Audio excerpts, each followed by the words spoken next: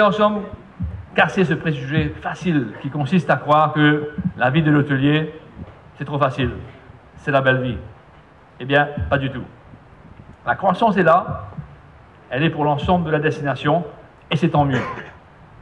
Mais tout n'est pas aussi beau, tout n'est pas aussi rose, comme on dit, pour un hôtelier qui, comme on le dit si bien en anglais, have to make it happen. Il m'a donc semblé important de rappeler cet état de choses. Le dialogue que Jean-Louis a appelé, de tous ses voeux, n'exige-t-il pas que l'on partage nos perspectives, que l'on se connaisse mieux, que les partenaires des hôteliers voient l'ensemble du décor. Pardon, voient l'envers du décor. C'est dans cet esprit que s'inscrit mon propos. Ce n'est pas du défaitisme. Ma vision, et j'insiste dessus, elle est positive, parce que je crois en notre capacité de nous adapter et d'évoluer favorablement. Je voudrais cependant ajouter une chose. Certes, nos stratégies seront plus pertinentes si nous travaillons ensemble, mais elles ne seront véritablement efficaces que si elles sont basées sur des données, sur des faits réels, bref, sur des vrais market data, fiables et précis. Or, je me pose la question suivante, est-ce que disposons-nous aujourd'hui de suffisamment d'informations sur les attentes et sur le comportement de nos touristes? Connaissons-nous notre clientèle, celle qu'on aspire à conquérir? Certes, le Bureau des statistiques nous donne, il est vrai, un tableau de l'évolution du marché à intervalles réguliers. Mais il y a tant de choses que nous ne savons pas encore, que nous ignorons en fait. Sur les touristes chinois, par exemple, puisque ça déchaîne les passions, qu'attendent-ils de la vacance ici? Que disent-ils de Maurice? Comment réservent-ils? Savons-nous comment ils planifient leur voyage? Ce qui influence leur décision d'achat. Comment leur vendre la destination? Parce qu'ils n'ont ni Google ni Facebook. Notre shopping convient-il à ce touriste dont les achats sont, dit-on, la priorité numéro 1? Les solutions de paiement dans les magasins conviennent-ils à nos amis chinois? Quel profil de touristes chinois voulons-nous? Sont tous les mêmes, quelle que soit la région de cet immense continent? Quid du touriste français, anglais, allemand, que nous pensons bien connaître?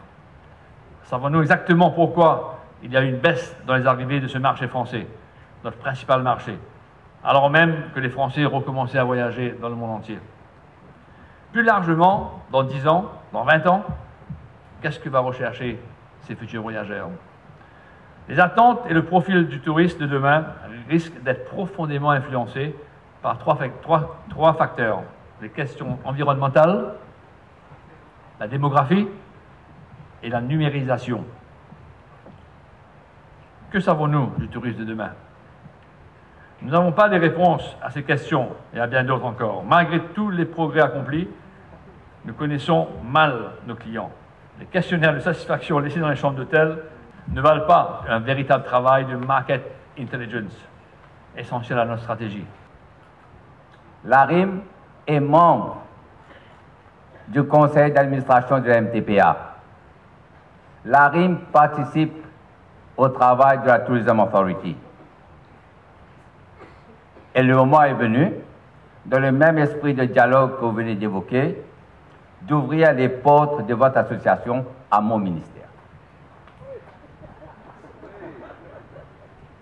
On pourra discuter des modalités plus tard, qu'on la convienne comme observateur ou autre chose.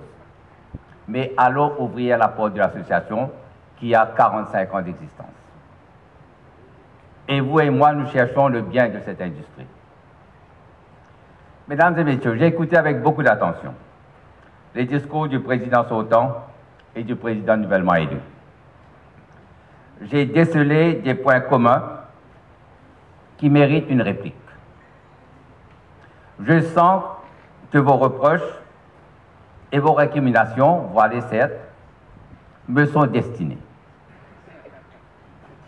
j'ai pris la parole publiquement à maintes reprises pour évoquer le tourisme à Maurice et comment cette industrie porteuse de tant d'espoir peut rivaliser ce que l'industrie de la canne a été dans le passé.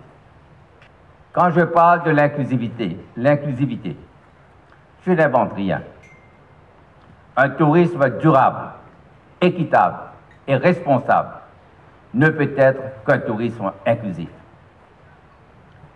Quand nous parlons d'un tourisme inclusif et durable impliquant les communautés locales, nous ne sommes que les vecteurs des principes de l'Organisation mondiale du tourisme.